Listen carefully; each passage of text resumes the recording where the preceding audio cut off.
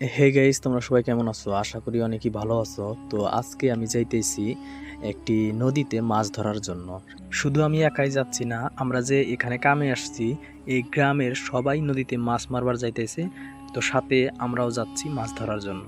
সামনেই যে পাহাড়টি দেখতে পাচ্ছেন কালো কালো, তো সেই পাহাড়ের ওপার পৃষ্ঠেই একটি ছোট্ট নদী রয়েছে।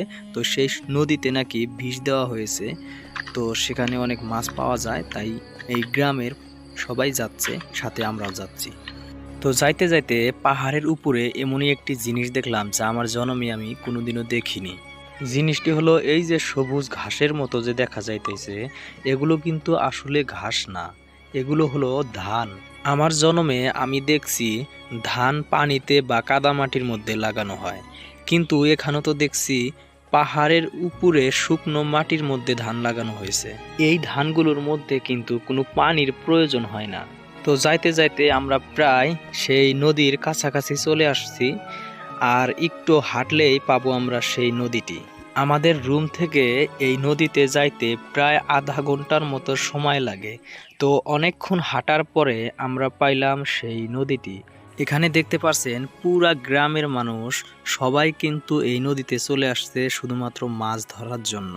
আমি ভাবছিলাম নদীটি হয়তো অনেক বড় হব, কিন্তু এখানে এসে দেখি তেমনটা আসলে বড় নয়।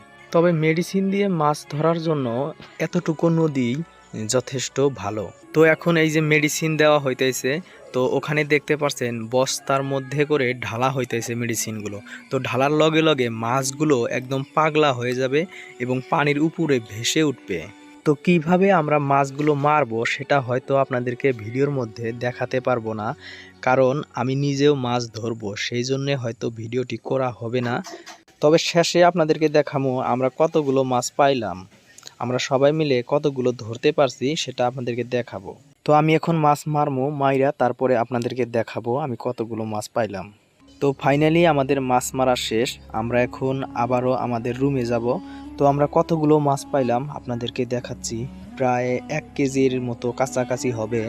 তো এই যে দেখতে পাচ্ছেন, এই হাতে যে মাছগুলো দেখতে পাচ্ছেন, এগুলোই আমরা 6 জনে মিলে ধরেছি। তো আমাদের রুমে এসে থালির মধ্যে মাছগুলো ঢেলে দিয়েছি, দেখুন এখন কত সুন্দর দেখা যাইতেছে মাছগুলো। তো আজকের ভিডিওটি এখানে শেষ করছি। যদি আমাদের ভিডিওটি একটু ভালো লেগে থাকে তাহলে অবশ্যই চ্যানেলটি সাবস্ক্রাইব করে রাখবেন এবং ফেসবুকে দেখে থাকলে অবশ্যই পেজটি ফলো দিয়ে রাখবেন। ধন্যবাদ।